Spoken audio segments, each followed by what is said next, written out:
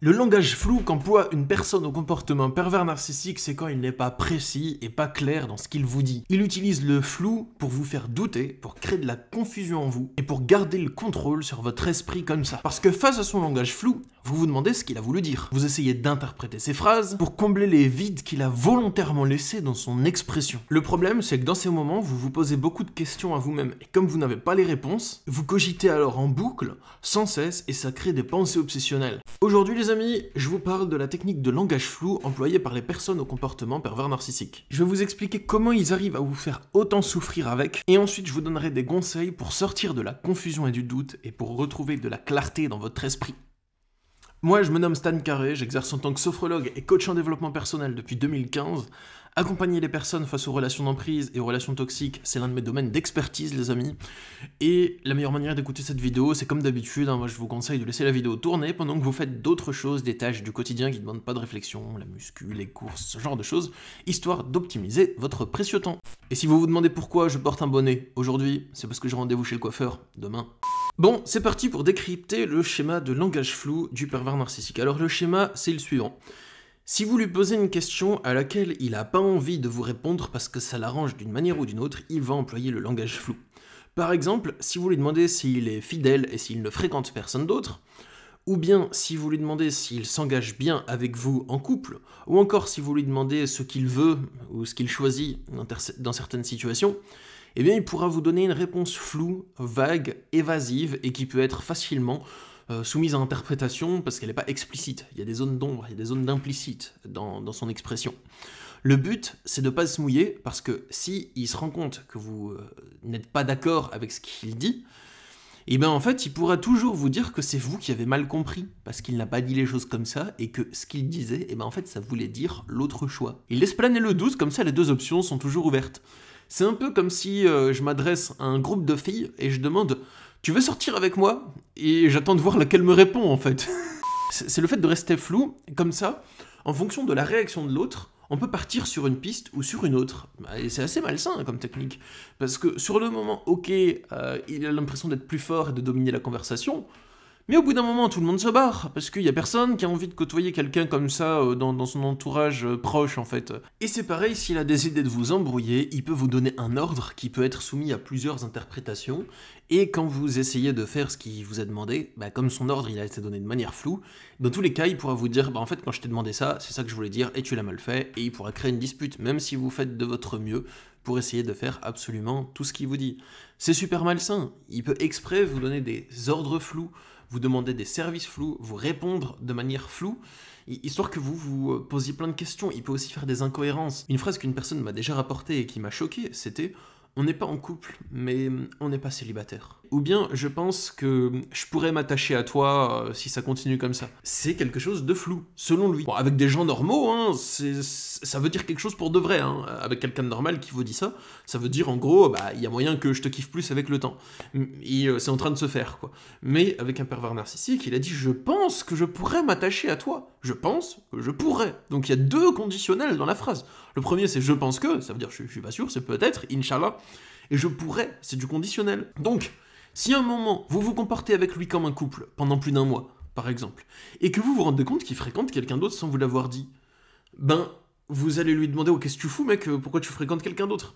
Et il ou elle va répondre « En fait, on n'a jamais été en couple. Je t'ai dit que je ne suis pas attaché à toi et qu'on n'est pas engagé. On n'a jamais dit qu'on était engagé. » Et ça reste flou. Par exemple, vous voyez, il peut exprès laisser planer un flou volontairement sur la nature de votre engagement en couple. Comme ça, vous allez vous demander est-ce qu'on est en couple ou pas.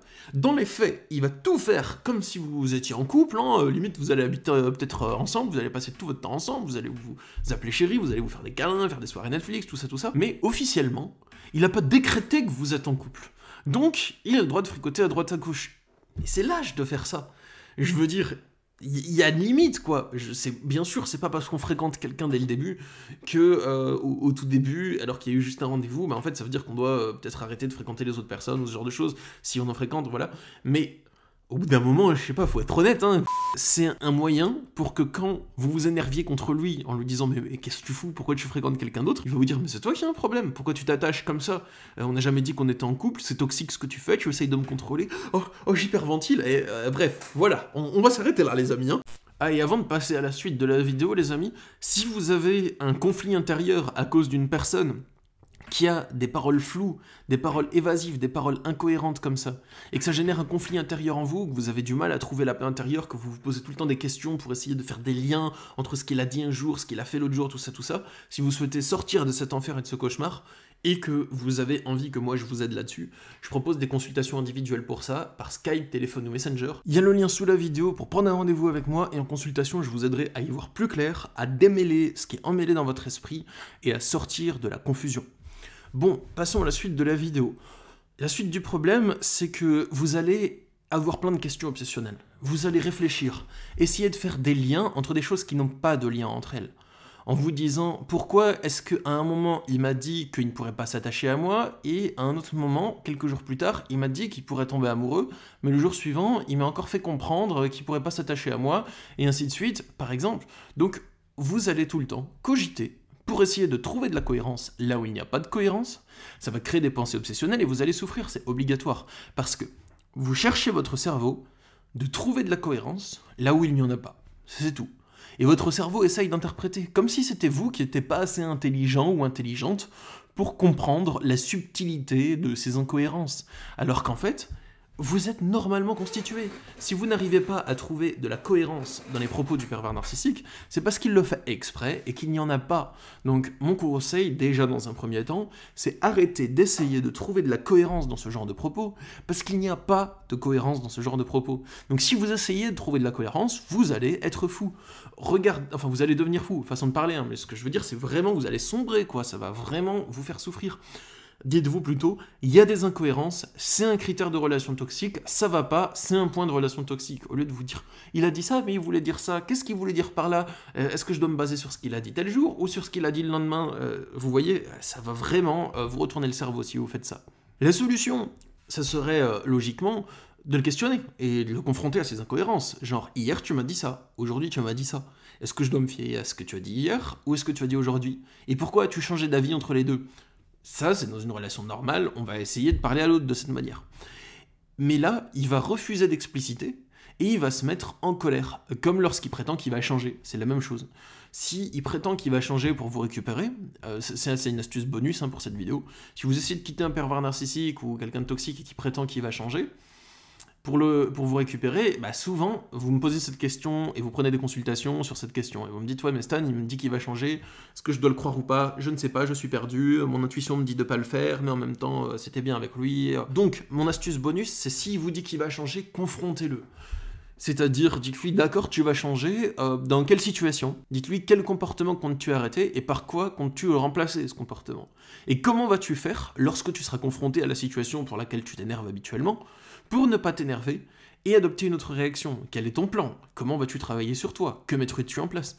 Et essayez de creuser avec lui, mais pas en mode narquois et accusateur, en mode comme si vous le croyiez vraiment et que vous essayez vraiment d'enquêter avec lui pour l'aider. Et vous allez voir qu'il va s'énerver et vous rejeter. Mais faites-le vraiment, ça. Sauf si vous êtes en danger physique, la fuyez, appelez la police, mettez-vous en sûreté. Mais si c'est pas le cas, allez-y, ça va vous permettre de révéler qu'il est énervé, et donc ça veut dire qu'il n'avait pas l'intention de changer, et ça vous permet d'y voir plus clair. Voilà, quelqu'un qui veut vraiment changer, il essaiera de trouver des solutions. Il s'énervera pas si vous lui demandez comment il compte faire en fait pour changer, tout simplement. C'est comme si vous achetez une voiture à quelqu'un qui n'a pas l'intention de vous la vendre, si vous commencez à lui poser trop de questions, il va s'énerver sur les questions que vous lui posez. Si vous lui dites mais la voiture elle va m'être livrée quand, et à quel endroit précisément, et elle partira d'où, et qui est-ce qui me la livrera? Alors que si vous demandez ça à votre concessionnaire, il va vous donner toutes ses réponses parce qu'il a l'intention de vous vendre la voiture. Donc si vous faites face à une personne qui emploie ce langage flou de manipulation, voici mes conseils. Premièrement, dites-vous que le fait d'avoir toutes ces incohérences, c'est un critère de relation toxique, de manipulation, d'emprise. Donc ne cherchez pas à trouver de la cohérence là où il n'y en a pas, mais plutôt voyez l'incohérence comme un fait qui témoigne de la nature toxique de votre relation. Ça peut disqualifier la relation saine, la possibilité de relation saine, vous voyez? Pour moi, par rapport à une relation saine, le fait d'avoir de l'incohérence comme ça, c'est disqualificatoire. C'est impossible qu'il y ait une relation saine avec quelqu'un qui vous dit ça. Vous pouvez plus lui faire confiance sur rien. Vous allez tout le temps vous demander, je dois croire sa bouche ou je dois croire son corps. Enfin, vous voyez, c'est n'importe quoi ça. Vous pouvez pas en fait, c'est pas possible. C'est le premier conseil. Voyez ça comme un fait qui atteste de la relation toxique et n'essayez plus de trouver de la cohérence là où il n'y en a pas. Deuxièmement, essayez de confronter la personne. Par confronter, je ne veux pas dire partir au combat non plus, hein. Vous pouvez y aller très calmement, gentiment et doucement. Vous pouvez lui dire, tu sais, l'autre jour t'as dit ça, et après t'as dit ça, donc je sais pas, est-ce que je dois me fier sur l'un ou sur l'autre, est-ce que tu peux m'éclairer, enfin voilà, vous pouvez y aller vraiment de manière posée, et avec des intentions réellement pacifiques.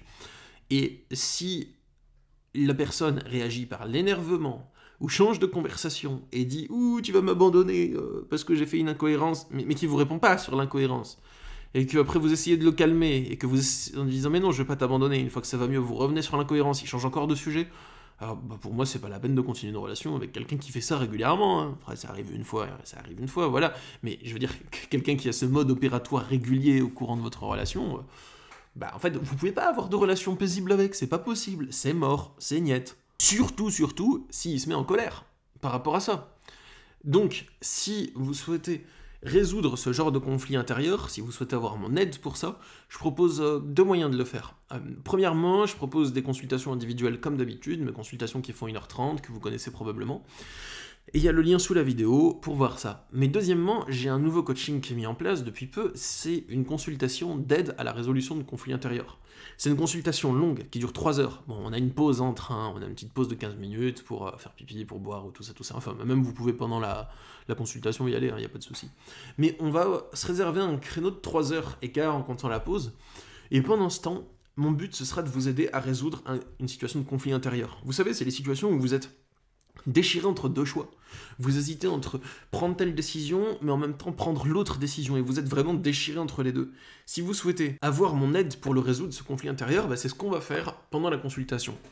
Soit je vous aide à y voir plus clair et à trouver des solutions et à trouver la bonne voie à prendre pour résoudre le conflit intérieur, que ce soit le choix 1, le choix 2, ou un choix qui combine peut-être certains aspects des deux, ou bien si on n'arrive pas à le faire pendant la séance parce que vous avez trop de blocages, parce que c'est trop dur en vous à dépasser les blocages, et bien dans ce cas, on va mettre en place une feuille de route qui va vous permettre d'avancer petit à petit et de cumuler vos certitudes et vos réponses pour trouver par vous-même par la suite les réponses à votre conflit intérieur. Donc ce sera un plan que vous pouvez exécuter et vous trouverez vos réponses.